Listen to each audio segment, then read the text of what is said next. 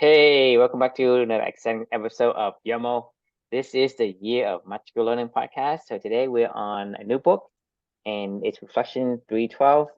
It's a book by Seneca on the shortness of life. It's another Ryan Holiday book, a recommendation. Okay, yeah. You know who Seneca is? Yes, He's a like, philosopher. Yeah. yeah. So he's a Stoic philosopher. He's one of the main ones, right? I think there's only like three that are really well known, maybe four that I've come across. Seneca is probably the most famous of them all. He's the one that people reference the most Yeah, well, him or Marcus Aurelius, but really, because Aurelius Marcus Aurelius is is the famous. emperor. Yeah, right. Yeah. So this book is, self-explanatory. It's on the shortness of life. It's talking about time. It's, how much people waste of it and meaningless pursuits and try to live a purpose-driven life. It's an interesting book, especially given that it was written by. And I think this Yeah. is something that it should be self-evident. It is. It's a very short book. I mean, it's not long at all. So it's a short book on the shortness of life, right? And the reflection title for this one is "Stop Wasting Time." So this is why when I know we're already technically only 20 minutes in, because we were talking about something else beforehand. I think we might be able to get this one done in 20. And here's why, because this is about the shortness of life and not wasting time, right? So we're not going to waste time tonight. Okay. So on the course of this journey, this Yomo journey, if you've followed along with us on the way, there's been a ton of books about first party memoirs and accounts of really, really brave people that have gone through some incredibly extreme and personal suffering events. Books like When Breath Becomes Air, about the doctor that had cancer, that passed away, and he was writing his own memoir. Hiroshima, about Hiroshima, A Long Walk to Freedom, Nelson Mandela's book about his life. The Gulag Archipelago, about being trapped in the gulags in Russia and document that journey. A Man's Search for Meaning by Viktor Frankl, about being trapped in a concentration camp and surviving. Book Never Quit, about Glenn Cunningham's life, where he overcame traumatic burns all over his body to become a world-class runner. Your Magical Thinking, about Joan Didion's life and her husband dying right in front of her, unbroken, about Louis Zamperini's life, where he was put in prison and lived out on a raft after being shot down in a plane for 45 days, only to survive that, to then be thrown into a Japanese prisoner of war camps and tortured. And then you got the Diary of Anne Frank, who lived in an attic and was being hunted by Germans. Tuesdays with Morrie, about dying with Lou Gehrig's disease. The list goes on and on, right? We've covered a lot of stories about personal tragedy, suffering, and people that have still overcome a lot of these events and tried to live a meaningful life. And the one thing that I keep hearing over and over again is don't waste your time. Every single one of these fucking stories can be summed down to, I realize how precious life is, after I've gone through this stuff. Like, don't waste your time. Like I don't care what's happened to me. I'm blessed to have any day in this world, right? And this is kind of the fundamental lesson that Amelia taught me. Is it really that simple? I mean, it kind of is. There's never going to be a perfect day in this world, but I know that if I try my absolute hardest to bring my values out, to live my purpose, to be the absolute best that I possibly can try to be on any given day, I may only get 50% of the way there. I only maybe get 10% of the way there. I may get 75% of the way there. But God damn it, I guarantee you it's way better than anything else that I could ever imagine, because I'm trying to be the person that I want to be every single day and embracing life. There was this quote that Nassim Taleb said in his book about the bed of Christus that I loved so much. He was like, for so many people, instead of looking for the cause of death when they expire, we should be looking for the cause of life when they're still around. Because it's true. Like, I mean, there's so many people that walk around just, every single day, going through the motions, wandering, sleepwalking through life. And then they get to the end of their whole entire journey, and then they're like, oh man, I missed the point, or I didn't do this, or I didn't understand this, I wish I would have done this, I have so many regrets, blah blah blah blah blah. Like, that's the one thing that I promised my daughter I wouldn't do, given the fact that she's no longer here with me, and I saw what she went through, and I said, that's not what I'm going to do with the rest of my life. I'm going to do my best to honor my promise to you, try to live for two in all that I do, and live in a value-driven life, and doing as much as I possibly can every single day. It's the shortness of life, right? It's stop wasting time. We don't have much of time. And I don't want to fucking look back when I'm 90 years old and go, man, I wasted a whole lot of time, right? So anyway, love to get your thoughts. Yeah. Well, I think, there's like you said, the quote by Nassim Taleb. This is a beautiful quote. Yeah. Instead of looking for the cause of death when they expire, we should be looking for the cause of life when they're still around. And to me, this is probably the most self-evident of this whole reflection. It's Mhm. because life is so fleeting that you can live life tomorrow. You can live life today, right? Did you hold back something that you really wanted to do because you want to eat a frog so that you can enjoy the cake at the end? And then when your life left you before you get to that cake, how would you feel? And so a lot of times we are focused on doing things that we don't want to do. Another way that I really put it in my own word is I call it the living dead. You are not living Yeah. because you are actually dead. You just walking and living, but you're actually dead inside. Right. There's nothing there. There's no cost of life in it. That's why I love this quote, because there is no cost of life for, I would say, 99% of the people right now. There's no cost of life. What are they doing today that is for what they want? They're Right. living for something they want in the future. They are eating the frog today so they can have the cake in the future. They are Marshmallow test all day reserving long. the marshmallow, Yeah, right? right. Right? Yeah. They are resisting the marshmallow for what? Because they wanted it. But the problem is that life can leave you today and you will never get to see that marshmallow. And you have sacrificed and suffer for what?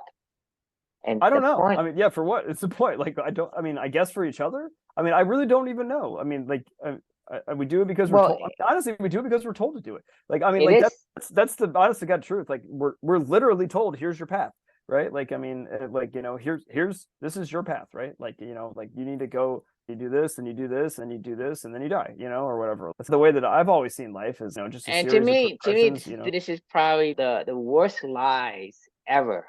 It is, there is a tomorrow. True. Yeah. Hey, Right. you get it tomorrow. You want Right. that cake, you want that marshmallow. You're gonna Right. have it tomorrow. You're gonna have two marshmallow tomorrow. That's the biggest lie. Because the thing is, people don't understand. Because like you and I can talk to that to people today and say, hey, life is fleeting, and they say, what the fuck are you two talking about?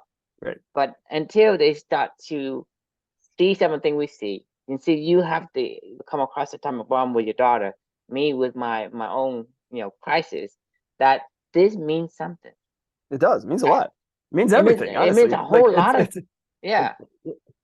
it's we're here. Like, what are you here for? Like, what are you doing every single day? Like, I mean, if you literally are just showing up, like, to life every single day, I I'm not saying there's anything you can do that, but like, why? Like, I mean, there's so much more that you could do. I mean, very, very simply put, what is the cost of your life? Right. What is the cost of your life? What causes you to want to continue to live?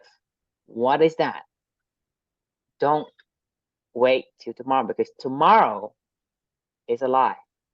I agree. For a lot of people, tomorrow is a lie. Yes, because you think that, hey, I'm young, I won't, blah, blah, right? Tomorrow, you could live life today. You could live life the next 2 seconds. You can drop dead right now. Dude, You won't wake up tomorrow. There's no guarantee. you want to feel a little fucked in the head, read a book about somebody's life in the 1800s or the 1700s or the 1600s. Like, I mean, my fucking God, I'm reading the Team of Rivals book about Lincoln and his four rivals, his three rivals that ran for president at the same time, and Lincoln got the nomination. That he ultimately appointed to his cabinet during the Civil War, and they became really, important people in that whole entire chapter of our nation's history.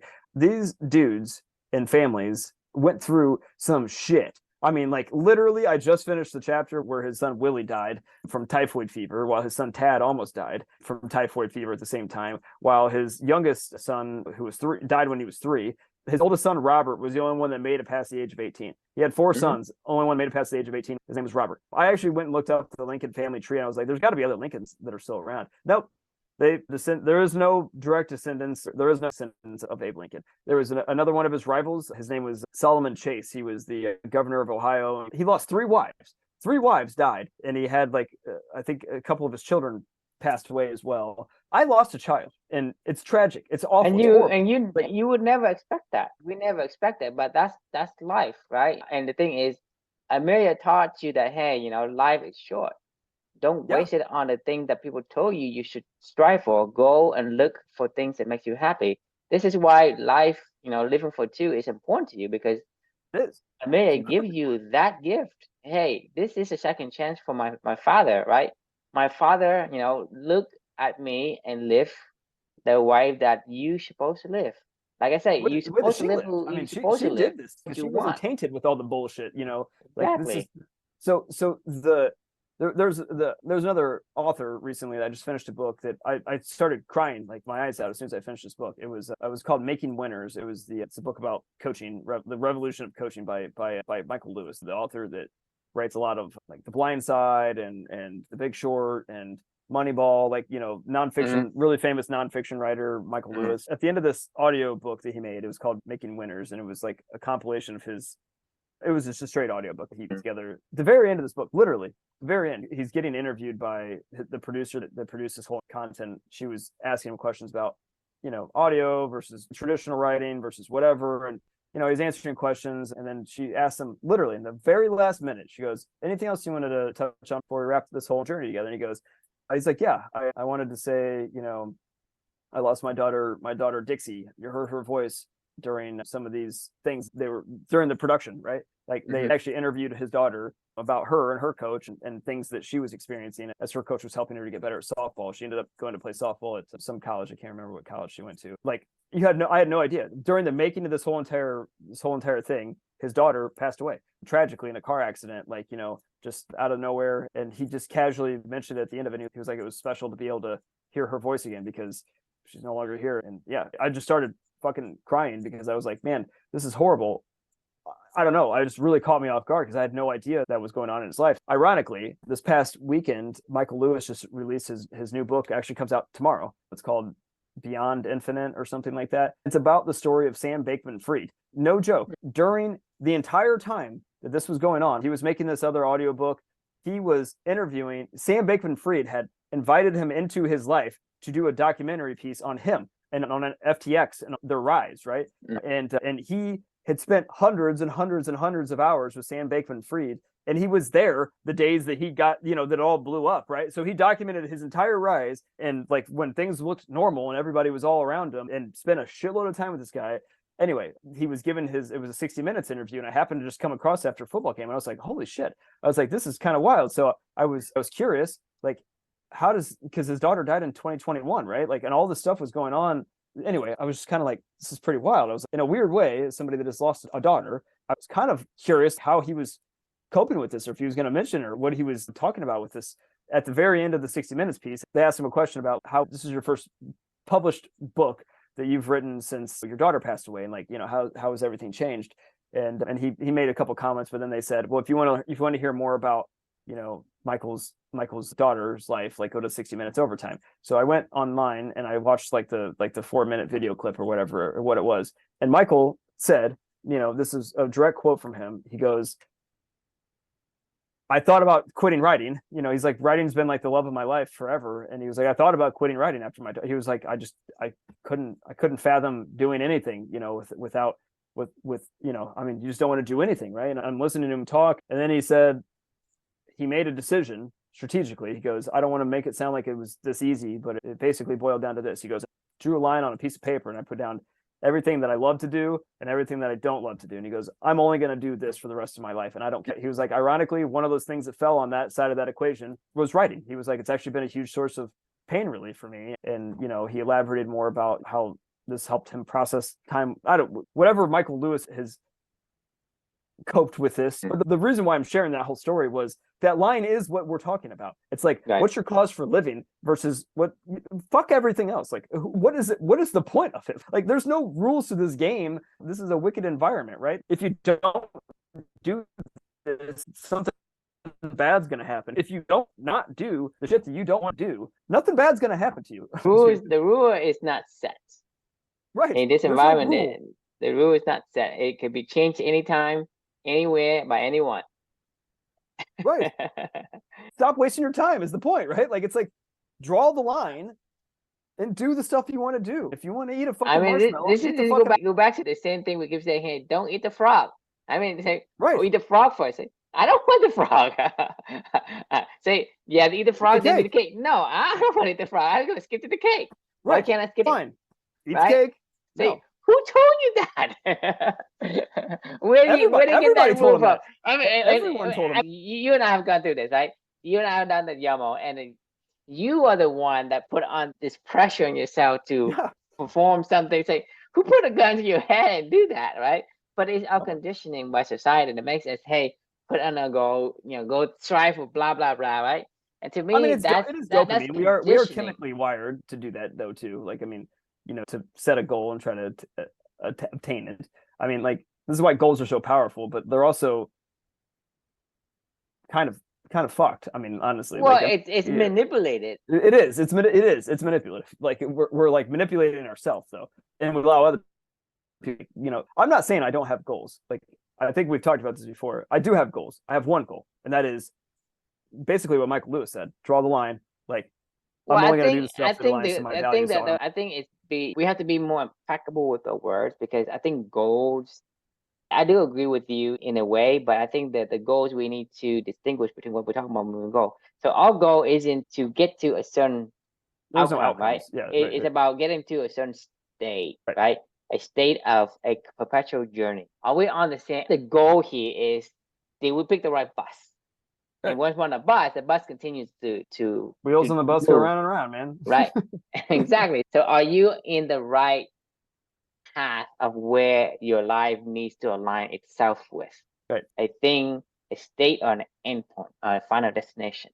So that's what I'm saying is goal. I think we could maybe narrow the goal down a little bit more to determine what it is that goal should be versus what goal shouldn't be. Like, you draw the line. What should I do and what shouldn't I want to even attempt, even if I can do it? Like I said, when you can do something, that doesn't mean you should. Whether, hey, I can go and I can do, yard cleaning all day long. Well, I don't mind it, but I don't enjoy it as much as I enjoy, talking to somebody about Yomo or whatever. So there's some things that I may align to, but it's not as, fulfilling and as aligning as some of the other priorities. So that's why we have core values, and we have top 5, top 7, top 10 core values. Versus, you're gonna have 100 core values. You can say, well, the 100th one is the same weight as the first one. It does. I mean, it doesn't. One is going to weigh more than the other, and in the overall combination, it's going to balance you out to the person that you should ultimately be able to fulfill as that gene dictates. Right. At the end of the day, you have to follow what the gene wants you to do to align itself to adapt to society. So if you want a marshmallow, don't wait. As long as it's on purpose. Like, don't do it because somebody else manipulated you to do it. Choose it and do it and own it and just do it. Like, because someone else manipulated you, when you eat that marshmallow, the reward is in there. That's true. I mean, it's not your reward, I say, because if somebody would manipulate you to go and get the marshmallow, it isn't what you want. You want that for someone else. So whenever you get the trophy, right, it starts to disappear. It's like, what the hell is going on? It's supposed to be my trophy, and then disappear because somebody used some kind of a magic trick of manipulations to get you to do the work to get their reward, not yours. Right. And so if you don't want it, the reward isn't yours. That's correct. So if you don't want it from your core, the reward isn't yours. Because when you get it, it isn't satisfying. Okay, is it fulfilling? Because let's say, I don't know, to make it simple, like you have a shape, maybe a star shape or an emblem or a circle or a triangle that you need to fill, and you go and you get, different shape. It doesn't fuse that shape that you have, you know what I mean? And so when that core tells you, hey, I need a triangle, you go find a triangle and you take it, you put it in, it fits, it's fulfilled. But if you have a triangle and somebody manipulates you, go get a circle, right? And when you get it, it isn't fulfilled. That's why people go to and win the Olympic or have some kind of a national championship or whatever, and they don't really care for it. It isn't fulfill them, and it becomes like really, I guess, lost. It's awful. It becomes meaningless is what it is. I think what you're getting at is the difference between a meaningful life and a meaningless life, right? You can have a meaningful day every day. Meaning doesn't have to be derived from some goal, objective, or an outcome that you achieved, and you're like, okay, now I can say that my life had meaning. You can have meaning every single day if you know what you're doing and why you're doing it, and doing it on purpose. Versus the other scenario you described is you could spend all of your life dedicated to something and maybe you achieve it, or maybe not, but maybe you achieve that. And you feel like that is going to give you the meaning. Unfortunately, what you'll find out is that all of that hard work and bullshit that you put into it was the meaning. You just didn't see it along the way, and you weren't enjoying it while you were doing it. It's the fine line of addiction versus, I don't know what we're calling anti-addiction. It's a controlled addiction versus the unconscious addiction versus conscious addiction, right? Michael Phelps is an addict of swimming, like without a doubt. We can all agree on that. Was he consciously aware that he was a swimming addict, or was he unconsciously aware that he was a swimming addict? I think it was unconscious, because by the time that he, got what he thought he wanted out of that whole entire experience, he realized, oh shit, like this wasn't, I'm pretty depressed. This is awful. If he were to consciously have made the decision every single day to enter that pool for whatever reason that he wanted to do, he would have enjoyed the shit. The thing, if he loves swimming, and it happens that he swims real well, and it happens that he wins Olympic, that's just side. It's just a side. It's just gravy, right? Right. So I mean that if he loves swimming, whether there is an Olympic or there isn't an Olympic, he still would love swimming, because there's always a pool for him to go swim in. Exactly. Right? Or an so ocean. He wouldn't have never gotten lost and depressed after the Olympic.